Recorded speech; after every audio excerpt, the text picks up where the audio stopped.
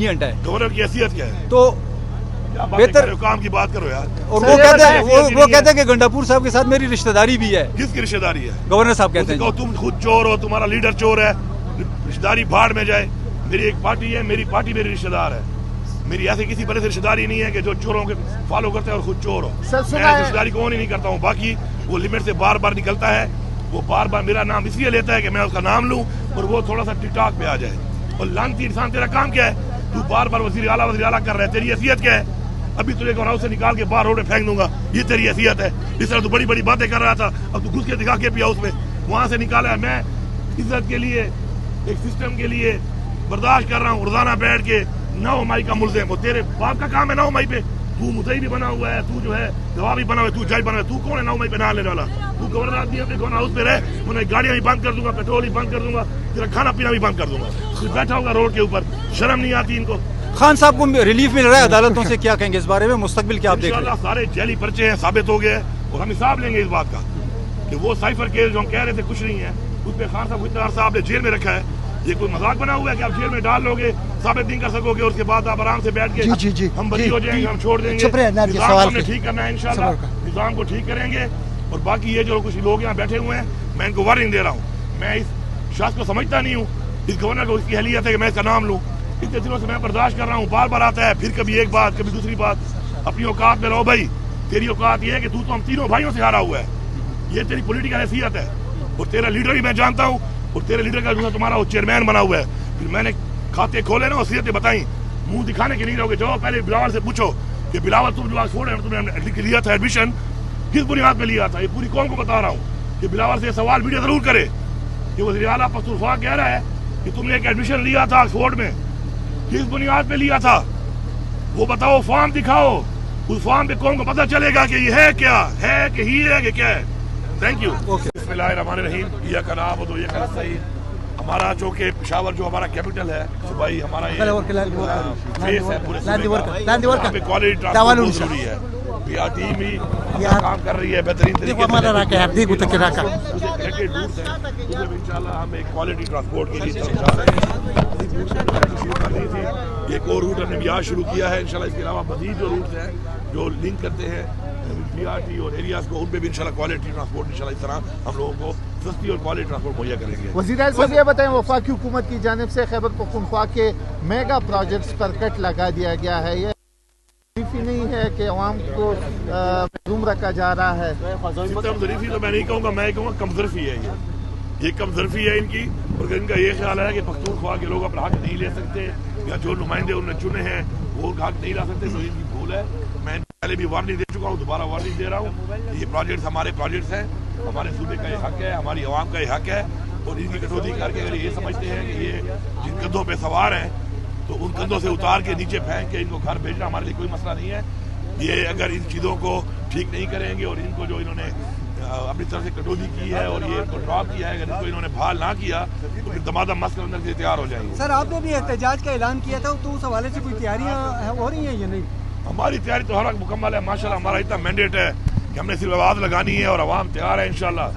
अपना ये मोटरवे है, मोटरवे के बाद सवाबी है, और ये सवाबी पहले भी आप देख चुके हैं। ये सवाबी और भी खान वाली साइड, लकी वाली साइड, साउथ वाली साइड से वकला है, तो एक दो जगह हैं वहाँ पे पहले तो फिर भी थोड़ा बहुत मुज़ाहमत इन्होंने जो की, तो वो चौके कहते हैं ना, वो सवार होता है ना घोड़े, पहले तो सवारी करता है तो ज़रा वो उसको आइडिया नहीं होता बहुत चीज़ों का, लेकिन ये दफ़ा जब वो सवारी कर लेता है फिर उसको घोड़े का भी अंदाज़ा हो जाता है और सवारी का भी अंदाज़ा हो जाता है।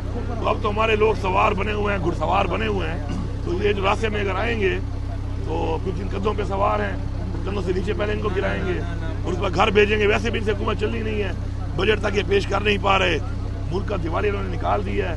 तो अब ये बहाने ही ढूंढ रहे हैं कि हमें सियासी शहीद बनाया जाए, तो हम सियासी शहीद नहीं बनाएंगे, हम धक्के दे के मुर्दार करेंगे इनको। अच्छा सर, ये बताएं कि क्या मुहाजराई से इस सूबे को चलाया जा सकता है? देखिए, मुहाजराई नहीं है, ये अपना हक है और मुहाजराई की तरफ तो ये लेके जा रहे हैं। अगर हक नहीं दोगे, हमारे वाजिबात भी नहीं दे रहे हो, हमारा जो रूटीन का जो हमारा अपना हक है, हमारा NFT शेयर है, हमारा मर्जर डिस्ट्रिक्ट के साथ जो कमिटमेंट है, वो सारी चीज़ें ये नहीं करेंगे और फिर ये कहेंगे कि जी सूबा चलाना हमारे लिए कोई मसला नहीं है। इंशाल्लाह हम अपना सूबा चला भी रहे हैं, बेहतरीन से तरीके से चला रहे हैं, हमारा बजट भी हो गया है, ہماری ساتھ ڈیولپمنٹ بھی شروع ہو گئی ہے.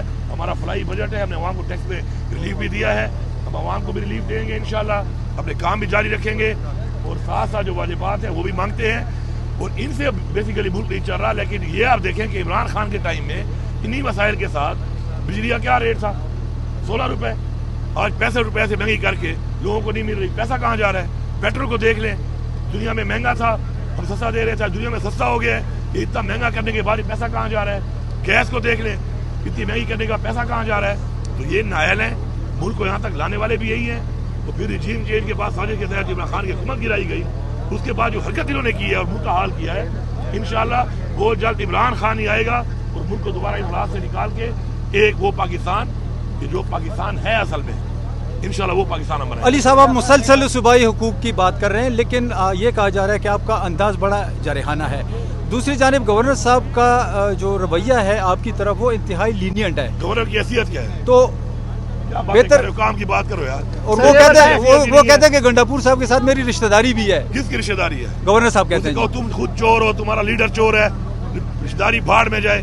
میری ایک پارٹی ہے, میری پارٹی میری رشتہ دار ہے, میری ایسے کسی بڑے سے رشتہ داری نہیں ہے کہ جو چوروں کے فالو کرتے ہیں اور خود چور ہو. میں رشتہ داری کو نہیں کرتا ہوں. باقی وہ لمٹ سے بار بار نکلتا ہے, وہ بار بار میرا نام اس لیے لیتا ہے کہ میں اس کا نام لوں اور وہ تھوڑا سا ٹک ٹاک پہ آ جائے.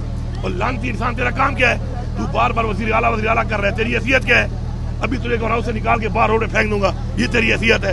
اس طرح تو بڑی بڑی باتیں کر رہا تھا, اب تو گھس کے دکھا کے پیا اس میں, وہاں سے نکالا ہے. میں عزت کے لیے, ایک سسٹم کے لیے برداشت کر رہا ہوں. روزانہ بیٹھ کے 9 مئی کا ملزم, وہ تیرے باپ کا کام ہے 9 مئی پہ, تو مدعی بھی بنا ہوا ہے, تو جو ہے گواہ بھی بنا ہوا ہے, تو جج بنا ہوا ہے, تو کون ہے 9 مئی پہ نام لینے والا؟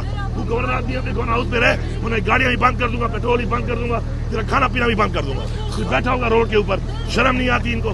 خان صاحب کو ریلیف مل رہا ہے عدالتوں سے, کیا کہیں گے اس بارے میں؟ مستقبل کیا آپ دیکھ رہے ہیں؟ انشاءاللہ سارے جیلی پرچے ہیں, ثابت ہو گئے, اور ہم حساب لیں گے اس بات کا کہ وہ سائفر کیس جو ہم کہہ رہے تھے کچھ نہیں ہے, اس پہ خان صاحب کو اتنا عرصہ آپ نے جیل میں رکھا ہے.